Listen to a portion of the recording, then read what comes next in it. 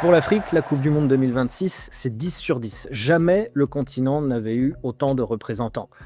L'affirmation attendue du Maroc et du Sénégal, on ajoute la présence historique de l'Égypte, celle habituelle de l'Algérie et de la Tunisie, les retours, ceux de la Côte d'Ivoire, du Ghana, de l'Afrique du Sud et évidemment de la RDC 52 ans après. En plus, la présence d'un Cap-Vert enthousiasmant, tous les ingrédients sont là, reste à faire la fête. La dernière CAN n'a pas été à la hauteur des espérances et la Tunisie n'a jamais passé la phase de groupe d'une Coupe du Monde. Mais pour autant, les Aigles de Carthage restent de sacrés clients. Demandez à l'équipe de France, battue par Wabi Kazri et les siens lors de la Coupe du Monde au Qatar. Réguliers, ponctuels, les Tunisiens en sont à leur 7e participation, mais ils sont à la recherche d'un second souffle. La patte du nouveau sélectionneur va-t-elle fonctionner cette fois-ci? 2 éditions manquées, un retour pour la Côte d'Ivoire, championne d'Afrique en 2024. Cette fois, pas de Drogba, pas de Kolo Touré pour guider. Mais le sélectionneur Emers Faye peut s'appuyer sur un collectif et sur de jeunes talents. De quoi espérer enfin franchir le premier tour pour la 4e participation.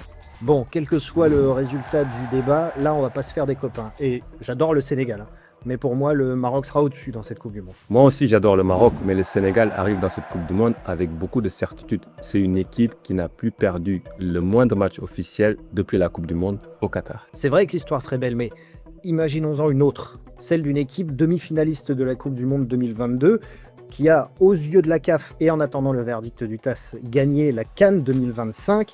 Alors, le Maroc a perdu la finale dans les conditions que l'on sait, mais justement, ça fait partie de l'apprentissage d'une équipe, ce genre de match perdu, et nul doute que les Marocains vont réussir à mettre ça à profit pendant la Coupe du Monde. Et on parle bien de la meilleure équipe d'Afrique, celle qui a gagné la CAN sur le terrain. Il y a comme un passage de témoin avec le Maroc qui a cédé son brassard. C'est le genre de nation qu'on rêvait de voir un jour à la Coupe du Monde. Pourquoi ? Parce qu'elle représente une certaine idée du jeu, de l'enthousiasme, de la fraîcheur. Pour leur première CAN, en 2013, les requins bleus avaient surpris tout le monde. Depuis, les Capverdiens n'ont jamais perdu leur capacité de jouer, quel que soit l'adversaire. Un acteur parfait pour créer, pourquoi pas, la surprise lors de la Coupe du Monde. L'Égypte, c'est comme l'aîné de la famille africaine à qui on doit le respect parce que c'est l'équipe la plus titrée à la CAN et c'est surtout la toute première équipe africaine à la Coupe du Monde en 1930.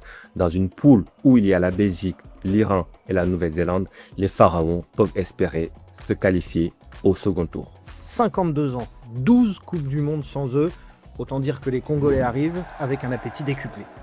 Une fin des léopards même, je dirais. Alors, dans leur poule, il y a un gros morceau qui s'appelle le Portugal de Cristiano Ronaldo, mais les léopards ont quand même les griffes nécessaires pour égratigner la Colombie et l'Ouzbékistan. La déception des 8e de finale de la CAN reste à digérer. Le contexte sanitaire au pays a obligé les léopards à se préparer à l'étranger, mais nul doute que l'engouement des supporters sera là.